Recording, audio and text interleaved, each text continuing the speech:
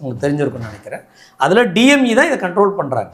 யார் யாரெல்லாம் post graduate diploma மெடிக்கலில் படிச்சுட்டு வர்றாங்களோ, டிகிரி படிச்சுட்டு வர்றாங்களோ, இந்த மருத்துவமனைக்கு போய் வேலை செய்யுங்க. ஒரு ஆரம்ப சுகாதார நிலையம் கிராமத்தில் போய் வேலை செய்யுங்க. உதாரணத்துக்கு நம்ம முண்டியம்பாக்கம் விழுப்புரத்தில் பாருங்கள், அந்த பெல்ட் வந்து ரொம்ப ஆக்சிடென்ட் ஜோன். இந்த இடத்துல விபத்து நடக்கும்போது இந்த பக்கம் வந்து ஜிப்மர் தான் நிறைய இருக்குது. விழுப்புரம் ஜிஹெச்சில் ஆளே கிடையாது, கடலூர் ஜிஹெச்சில் ஆளே கிடையாது. அவங்க எல்லாரும் எங்கே வர்றாங்க? சென்னைக்கு வர்றாங்க. இப்போ இந்த வர்ற வழியில் பிளட் லாசேஜ் இருக்குல்ல, என்னதான் நீங்கள் ஸ்பீடாக வந்தாலும் பிளட் லாசேஜில் நிறைய உயிர்கள் இறந்து போயிடுறாங்க. அப்போ அந்த இடத்துலேயே ஒரு மருத்துவர் இருந்தார்னா, இந்த மூளை சம்பந்தமான, தலை சம்பந்தமான, இன்னும் நுணுக்கமான மருத்துவ அறிவுள்ள மருத்துவர் இருந்தால் அந்த உயிரை காப்பாற்ற முடியும். இதுக்காக தான் இந்த மருத்துவம் வந்து இந்த கட்டமைப்போடு இருக்குது. இப்போ இங்கே என்ன நடக்குதுன்னா, இவங்க இங்கேருந்து போட்டுருவாங்க, அவங்க அங்கே போகவே மாட்டாங்க.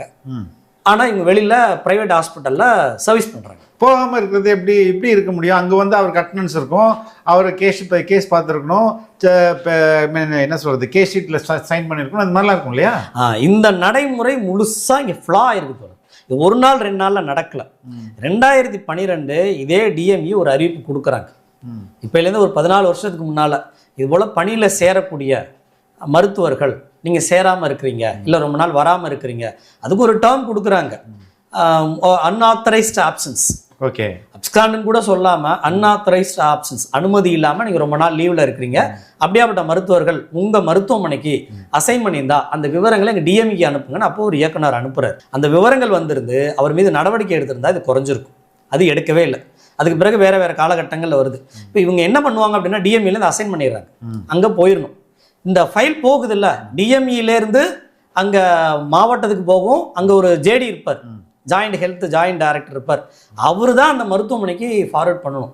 இங்கே என்ன நான் நடக்கிறதா கேள்விப்படுறேன் அப்படின்னா, இந்த ஃபைல் இங்கேருந்து போகுது இல்லை, போகிற வழியில் நீங்கள் கவனிக்க வேண்டியவங்கள கவனிச்சிங்கன்னா அந்த ஃபைல் அந்த ஹாஸ்பிட்டலுக்கே போகாது. ஹாஸ்பிட்டலுக்கு இவர் இங்கே வரணுன்றதே தெரியாது.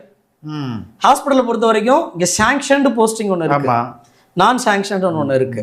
இந்த பிஜி முடிச்ச ஆட்களை சாங்ஷன்ல காமிச்சுக்கிறாங்க அப்படின்லாம் கேள்விப்படுறோம். கவனிக்க வேண்டியவங்களும் கவனிச்சிங்கன்னா இந்த ஃபைல் வந்து எங்கே போய் ஒரு ஜாயின் பண்ணுமோ அங்கேயே போகாதான். ஒரு சாதாரண ஆஃபீஸ் அசிஸ்டன்ட் கவனிச்சா கூட போயிரும்னா, அப்போ இதுக்கு ரெஸ்பான்சிபிள் அந்தந்த மாவட்ட ஜிடி.